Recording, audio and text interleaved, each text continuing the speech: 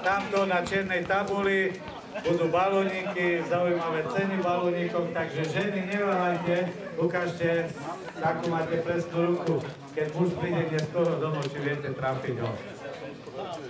Poďme. Táto súťaž by mala začať o 15. hodine 50. minúte. Tretia súťaž na disciplína stavebný ruch má k dispozícii vahody, šipkami do nafúkaných balónov z hranice 4 metrov. Súťažiaca si svoju výhru určí sama vlastným výberom balóna, teda ktorý svojou šipkou trafí. Tretia súťažná disciplína, stavebný robotník, muži, pravidla. To je tu na ohraničený priestor, ktorá je vedľa purika. Vyhráva súťažiaci, ktorý to zvládne za najkratší čas. Máme tu pani Sabolovú, chce nám povedať. Aby sa prišli zapísať, dostanú číselko na kraj, zase sa dá súťaž do Takže všetky deti, ktoré nemôžete od 2 do 14, ďakujem za šepkanie. Deti od 2 do 14 rokov, však už ste tu niektorí takí. Do telocvične za pani učiteľkou Vodkou Sabolovou, aby ste sa prihlásili. Neviem, ako sa nazýva A6, A4, ale to je jedno, to je stredný pavilón. Inžinier Miloslav Tyrpak, Korek Road, Logistik, Michalovce. Inžinier Štefan Mištanič. PS1 Transpetrol Budkovce. ZFF Group Akadémia, pán Kostrej Marian. Marian Uhrina, to budem veľmi čítať ďalej, čiže ďalší sponzor Jan Gabor, Valmy Pit. Budkovce. Magister Matej Vicvandy, inžinier Antol Chvostal, pohostinstvo Maja, pani Mária Nadzamová.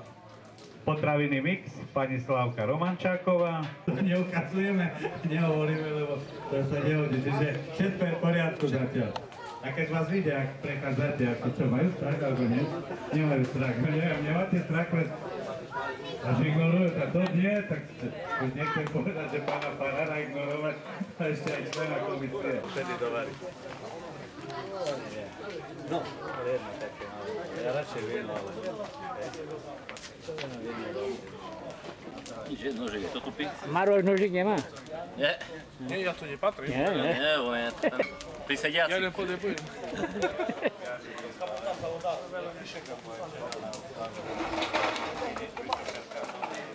Více na moju stranu.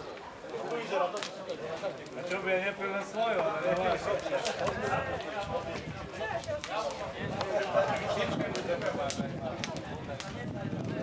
Myslím, že my sme minulý rok nekladli také podmienky. Aj predtým sa varilo plynom, aj teraz. Takže komisia...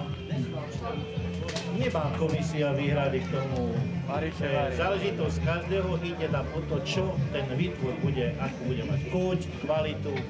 Čiže či tam bude prikladať plynom, či drevom, či uhlím. To je záležitosť každého družstva. Jasné, myslím si, že je to celkom správna filozofia. My súťažíme vo varení guľáša, teda ako bude mať chuť guľáš a nie ako, akým spôsobom.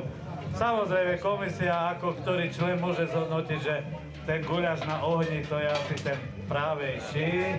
To tak ako keď niekto robí zabíjačku a opaluje slámou a niekto plynom, každý má svoju chuť, tak možno aj ten guľaš pod ohňom bude trochu iný ako pod plynom. Aj slanina zo slámov opalená bola kvalitnejšia, než z plynom.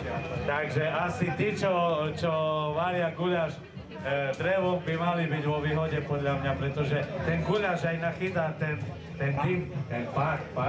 Opatrne ti dobre veci porezať. Žiadna chyba, nehľadajme niekde nejaké zádere, ale myslím si, že kvalita guľašu rozhodne. Aj to, ako malíte, ako pristupujete k tomuto. Úsmev do kamery, vážený, aby to prebiehalo podľa regulí. Áno, všetko. Lepšie nožiky by vám trebalo. Ja mám nožik dobrý. Ale tupý. Nie tupý. Môj nožik je dobrý. A dokonca mám aj ostrič na nože. A ten nožik nie je môj. A ja si myslím, že každý jeden... Ona sa sa do umývačky, sa umýje. Ja mám svoj, pozri sa, môj pekne reže. Z ostra. Á, veľmi dobrá. Lenže je maličký. A samozrejme, že to bude cítiť v tom guľaši.